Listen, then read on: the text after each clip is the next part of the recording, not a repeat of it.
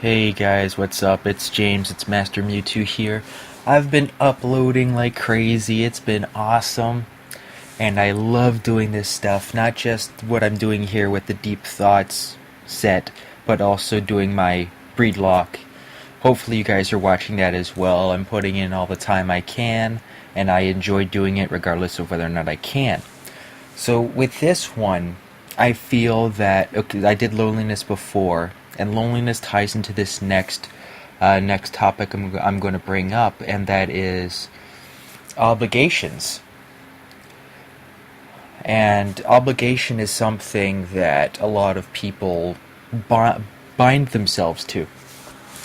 Um, I don't feel any obligation, like in terms of obligation, there's the good obligations and bad obligations, and bad obligations usually tie into how perceived expectations, I'll say. For example, I was having this one conversation on Twitter with someone, I won't say his name, I don't know if he wants to be identified, so I won't say, and he feels that he's entitled to join the army because every other person in his family has served time. And that's an example of something that could be a bad obligation because you feel pressured to join something, to do something that you may not be mentally ready for, physically ready for, emotionally ready for. And the army is a massive commitment. I spent 3 years in the army. It was a massive commitment. Physically, you had to be fit as a fiddle. Mentally, you had to be disciplined. Emotionally, you had to be prepared. Because it's a lot of, if you're doing stuff wrong, especially in your first bit of training, you're going to be yelled at more often than not. Because you're training, you're learning, you're doing stuff like that. And you can't go forward unless you basically get trained. And one way of being trained is being yelled at because you're basically conditioning yourself to other loud noises such as explosions, gunshots, etc. Ooh, it's a sun shower outside. Anyway, with that being said, I suggested that he join National Guard. National Guard is basically the reserve force, which is what I did. I was military reserve up here in Canada. And I enjoyed myself for as long as I could, until that point hit where I knew for a fact that I was in for all the wrong reasons. I was trapped in a bad obligation.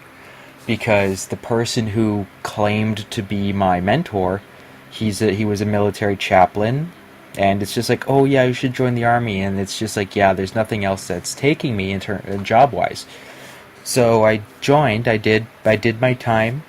I earned some money through pension because I contributed pension, and now it's all my ties to the army are basically cut, other than a couple things like I got a certificate of service that said, hey, you served for 2 years in a couple days.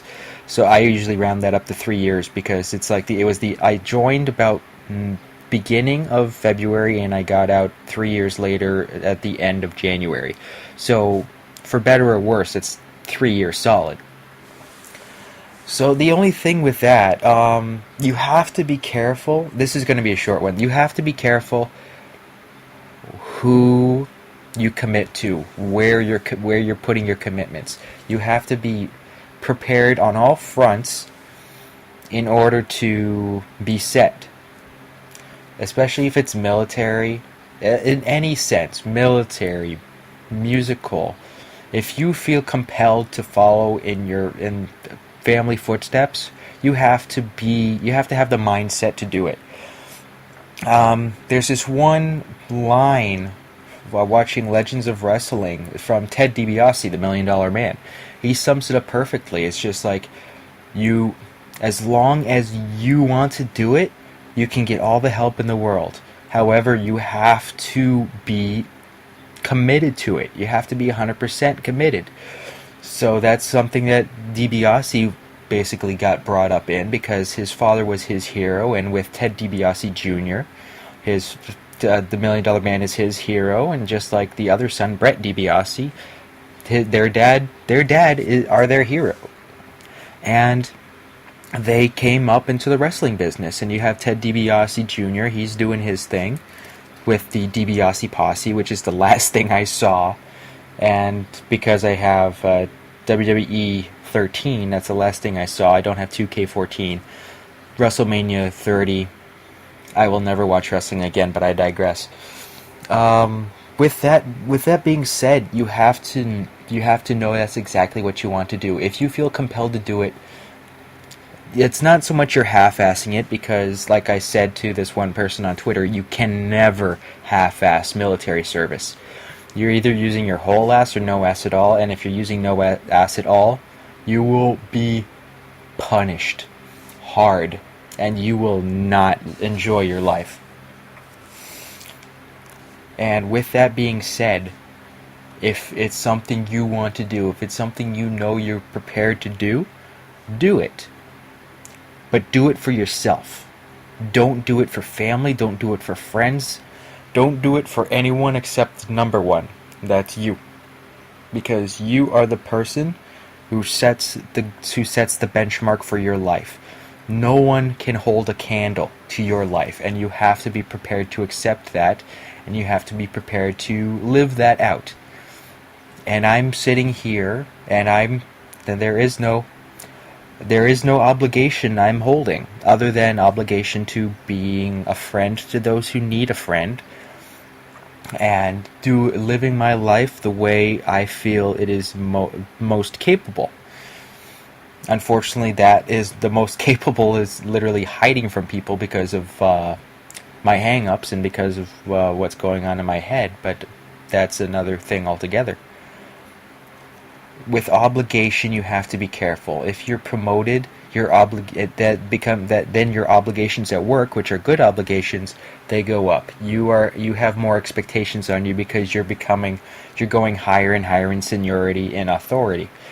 If it's something that you're expected to do because other people did it and other people expect you to do it, there is a degree, like hell is paved with good intentions, that it falls into that.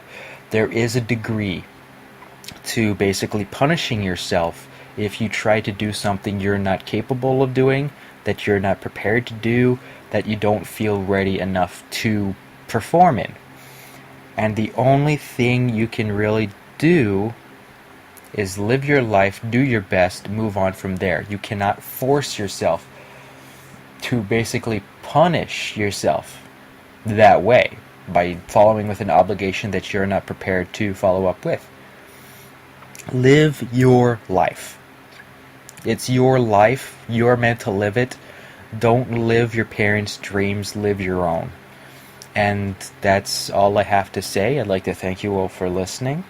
If you find yourself you're trapped in an obligatory state, make sure that you made the choice to do it. Make sure that you are the one who said, okay, this is what I want to do. This isn't to make other people happy. This is for my sake. And like I said to that one guy, do it for you. If you're going to do anything, do National Guard, because he's American. Do National Guard. Collect some money for college. The future is scary, yes, but the thing is, the future is coming. With every second that passes, the future's already here. The now, I think it was the now is 8 milliseconds before it happens, because it goes by so quickly. Present moment, gone in a flash.